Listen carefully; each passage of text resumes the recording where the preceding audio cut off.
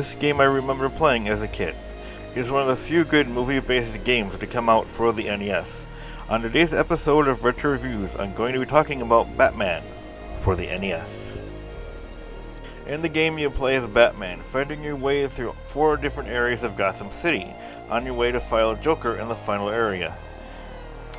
You'll be fighting many different enemies and bosses along the way. At the end of each area, after you beat the boss, you're greeted by a pixelized version of Jack Nicholson saying one of his iconic lines from the very first Batman movie.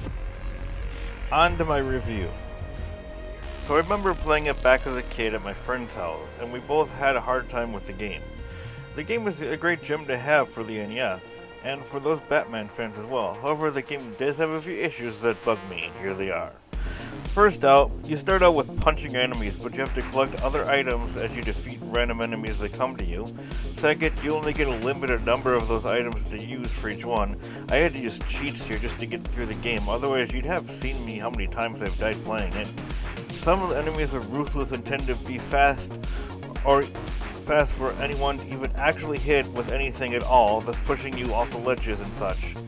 The most annoyingly difficult part of the whole game are the wall jumps. They seem to have fixed it for the Mega Drive version, which was using a Batman's grappling hook. However, the use of wall jumps here is what got me mad. There are times it takes forever, and you have enemies and environmental hazards that make it even more difficult as well. I had to use another cheat just to get past these. The boss at the end of each level to me have nothing to do with the movie at all, but I guess they had to use a bit of old creative licensing. The final battle with the Joker is a tough one, and I don't remember the Joker having lightning powers. He has learned the way of the dark side, I guess. Why does every game that offers a boomerang tell you that you have a limited supply of a weapon that returns to you?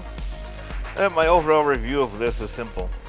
Batman is a good game to have and play aside from its faults. It was a really fun game, so much fun that they made a sequel to it that has nothing to do with the movie at all. Hey, did you remember playing this game back in the day? If so, let me know down in the comments. Again, I'm Paul, saying peace out and stay frosty.